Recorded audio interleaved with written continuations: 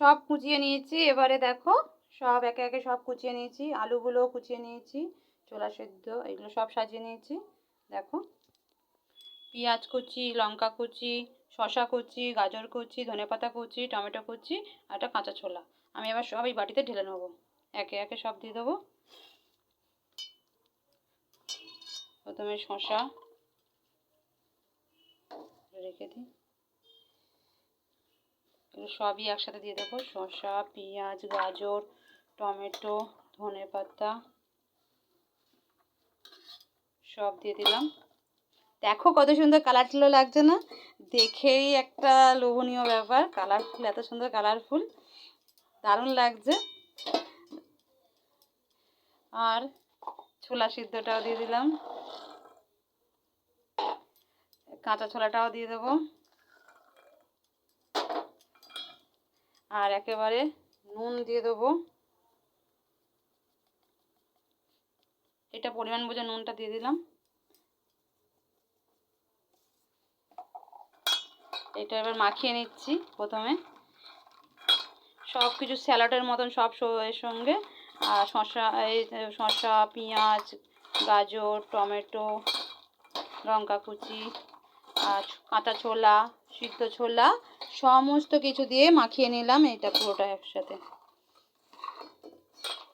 এবারে লাস্টে আলু দেব, আবার প্রয়োজন হলে নুন দেব, আর লেবু দেব, আর চাট মশলা দেব, কাসুন্দি দেব।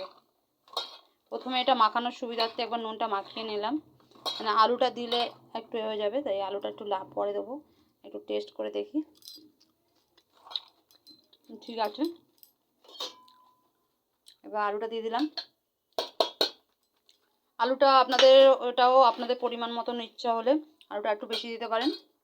আলুটা খাওয়া আমি খুব একটা পছন্দ করি না, কিন্তু টেস্ট বাড়ানোর জন্য, শুধু টেস্টের জন্যই একটা আলু দিয়েছি। আপনার 2 থেকে 3টে আলু দিতে পারেন, আলু যদি ভালোবাসেন। আলুটাও মিশিয়ে নিলাম। দেখো কত সুন্দর না কালারগুলো, আমার তো কালার দেখেই বেশি ভালো লাগে। আমি এমনি ভেজিটেবিল ভালো লাগে, দারুণ দারুণ এই কালারগুলো দেখতে আমার দারুণ লাগছে। এবারে লেবুটা দিয়ে দেবো, তোমরা তেঁতুলের টকও দিতে পারো।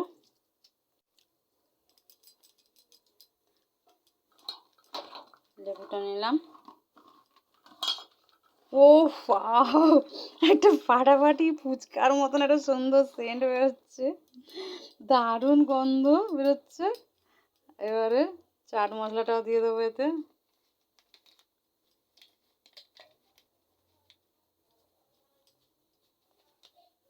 চাট মশলাটা দিয়ে দিলাম, এটা মাখিয়ে নেবো। যত জিনিস দিচ্ছি তত সুন্দর গন্ধ বেরোচ্ছে, উফ, আর থাকা যাচ্ছে না। আরও সুন্দর গন্ধ বেরোচ্ছে চাট মশলাটা দিতে, গন্ধরাজ লেবুর গন্ধ, চাট মশলার গন্ধ, ও জিভে জল বেরিয়ে আসছে, ফাটাফাটি একটা, দারুণ লাগছে। তোমরা যদি সামনে থাকতে না, তোমরা এক্ষুনি চটপট করে হাত লাগিয়ে খেয়ে নিতে, দারুণ জিনিসটা হয়েছে। তো গরমে এই যে টক ঝাল নোনতা, এই যে চটপটি, দারুণ লাগছে।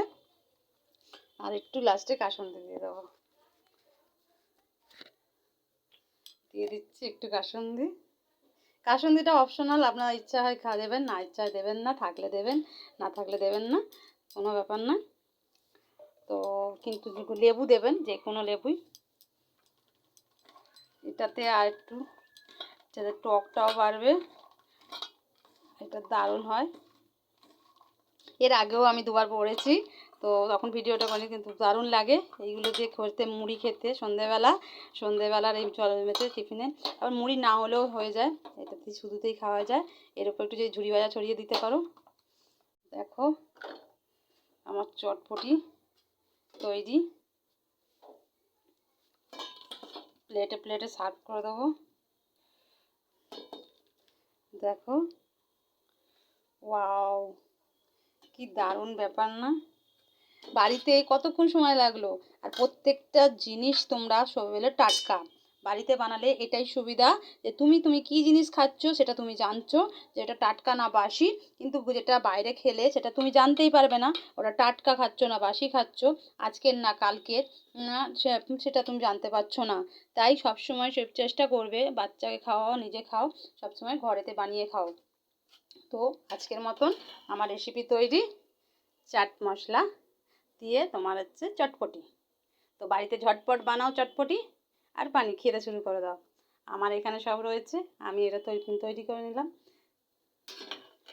তো ভিডিওটা ভালো লাগলেই অবশ্যই একটা লাইক করে দিও, আর নিজেরা বাড়িতে বানিয়ে খেয়ে দেখো, কমেন্ট করে জানিও কেমন লাগছে বাড়িতে বানিয়ে। তো বাড়িতে বানানোর কোনো অসুবিধা নেই, চটপট বানিয়ে নাও আর চটপট খেয়ে নাও। টাটা। আজকের মতন এখানে ভিডিওটা শেষ করলাম।